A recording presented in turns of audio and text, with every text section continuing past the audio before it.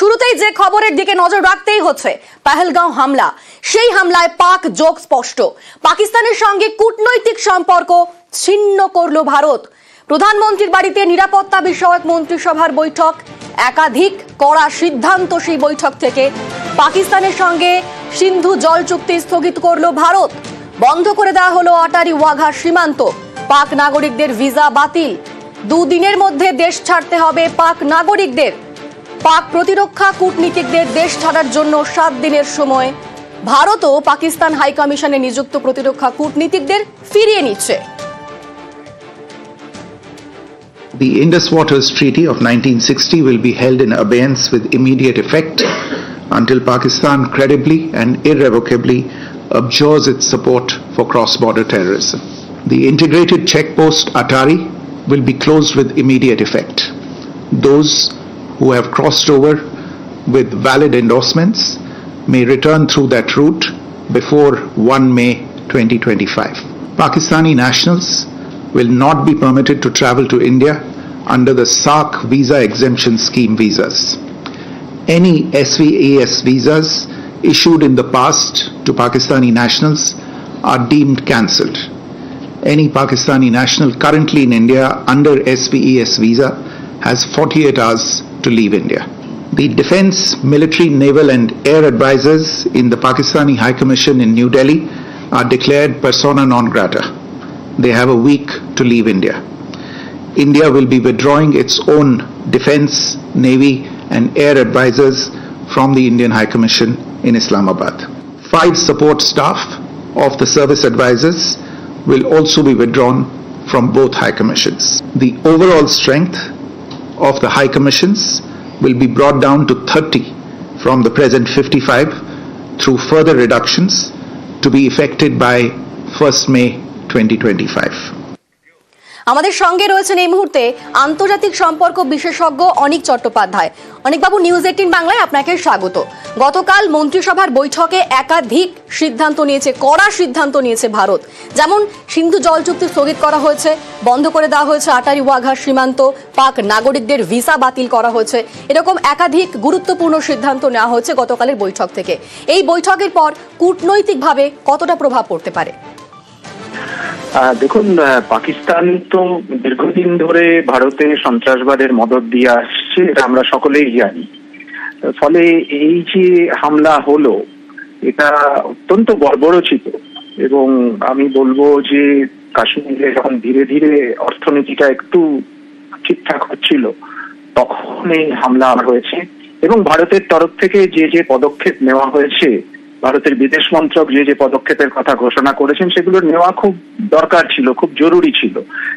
পাকিস্তানকে একটা বার্তা তো দিতেই হবে যে এইভাবে চলতে পারে না দীর্ঘদিন।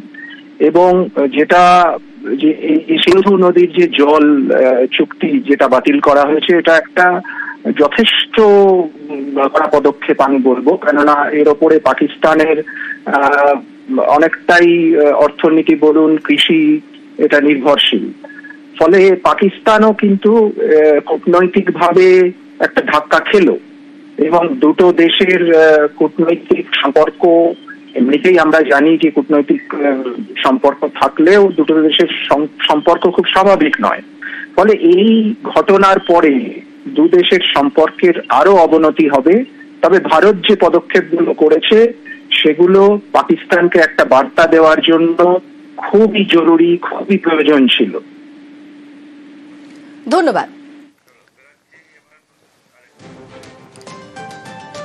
গতকালকেই প্রধানমন্ত্রীর বাড়িতে নিরাপত্তা বিষয়ক মন্ত্রিসভার বৈঠক এবং সেখানে একাধিক কড়া সিদ্ধান্ত নেওয়া হয়েছে। এবং আমরা কথা বললাম আন্তর্জাতিক সম্পর্ক বিশেষজ্ঞ অনিক চট্টোপাধ্যায়ের সঙ্গে, তার বক্তব্য আমরা শুনলাম। কাশ্মীর নিয়ে পাক প্রধানের উস্কানি। কয়েকদিন পরই কাশ্মীরের পহেলগাঁওয়ে পর্যটকদের উপর হামলা, গুলি করে নির্বিচারে খুন। এবারও নাশকতার পিছনে লস্করে তৈবা। প্রতিরক্ষা মন্ত্রীর হুঙ্কার, কেউ রেহাই পাবে না, খুব তাড়াতাড়ি কড়া জবাব দেওয়া হবে।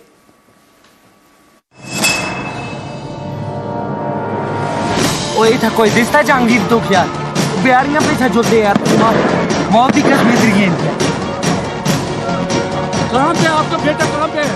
ভারতে ওয়াকফ আইন বিরোধী আন্দোলন চলছে। এরই মধ্যে কাশ্মীরে বেছে বেছে হামলা পাক জঙ্গি সংগঠন লস্কর-ই তৈবার। অনেকেই মনে করছেন অন্য জঙ্গি হামলার সঙ্গে এবারের ঘটনার অনেক তফাৎ, কারণ এবার কাশ্মীরের জন্য কাশ্মীরে হামলা নয়, বরং ভারত সরকারের বিরুদ্ধেই হামলা, হিন্দুত্ব বিরোধী হামলা। मेरा पति साइड में था, एक इंसान आया, उसने उसको गोली मार दी। यहाँ पे उसने बोला कि शायद मुस्लिम नहीं है, उसने उसको गोली मार दी।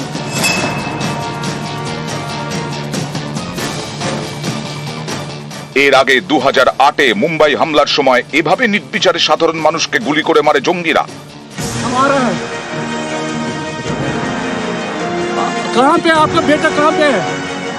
এবার দক্ষিণ কাশ্মীরের পাহেলগাঁও, আবারও জঙ্গি নাশকতায় নির্বিচারে খুন, বেছে বেছে খুন করা হলো পর্যটকদের। এই দুই হামলার পেছনে লস্কর-ই তৈবা, আবার লস্কর-ই তৈবার পেছনে পাকিস্তান। লস্কর-ই তৈবাকে সব রকমের সাহায্য করে পাক গুপ্তচর সংস্থা ISI। হাফিজ সাইদের লস্কর পাশে পায় পাক সেনাকেও। সম্প্রতি পাক সেনা প্রধান কাশ্মীর প্রসঙ্গ তুলে উস্কানি দেন। Our stance on Kashmir is absolutely clear. It was our jugular vein. It is our jugular vein. We will not forget it, and we will not leave our Kashmiri brethren. 17 April পাক সেনা প্রধানের এই উস্কানি, পরের দিনই পাক অধিকৃত কাশ্মীরে লাফাতে শুরু করে লস্কর। मोदी बंद अदालत के अंदर तूने ये किया, कागज तेरा था, सच तेरा था, निदान मुजाहिद का है, जरा करके दे, इंशाअल्लाह गोलियों की बौछार से हम तुम्हारी गर्दनों को भी काटेंगे। এর 3 দিন পরেই কাশ্মীরে লস্করের নাশকতা। मेरा पति साइड में था, एक इंसान आया, उसने उसको गोली मार दी। यहाँ पे उसने बोला कि शायद मुस्लिम नहीं है, उसने उसको गोली मार दी। भारत सरकार वो हर कदम उठाएगी जो जरूरी और उपयुक्त होगा, और हम सिर्फ उन लोगों तक नहीं पहुंचेंगे जिन्होंने इस घटना को अंजाम दिया है, हम उन तक भी पहुंचेंगे जिन्होंने पर्दे के पीछे बैठकर हिंदुस्तान की सरजमी पर ऐसी नापाक हरकतों की साजिशें रची हैं। এখন ভারত সফরে আমেরিকার ভাইস প্রেসিডেন্ট JD ভান্স বেছে বেছে ঠিক সেই সময় কাশ্মীরে জঙ্গি হামলা। 2000-এ আমেরিকার তৎকালীন প্রেসিডেন্ট বিল ক্লিন্টনের সফরের সময়ও কাশ্মীরে হামলা চালানো হয়। সেবারও নাশকতা চালায় লস্কর-ই তৈবা, প্রাণ হারান 35 জন। বিশেষজ্ঞদের মতে পাকিস্তান আসলে চাইছে ভারতের ভাবমূর্তিকে আঘাত করতে। ভারতবাসী শান্তিতে রয়েছেন, কাশ্মীরেও এখন শান্তি, এই ভাবমূর্তিতে যাতে কালি লাগানো যায়, তাই বারবার ভারতের বুকে পাক জঙ্গি সংগঠনের হামলা। भारत एक इतनी पुरानी सभ्यता और इतना बड़ा देश है जिसको ऐसे किसी भी आतंकी गतिविधियों से किसी भी सूरत में डराया नहीं जा सकता। भारत सरकार वो हर कदम उठाएगी जो जरूरी और उपयुक्त होगा।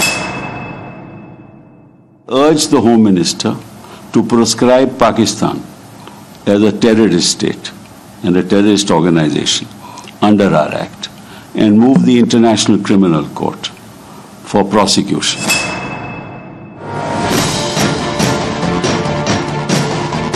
News 18 Bangla।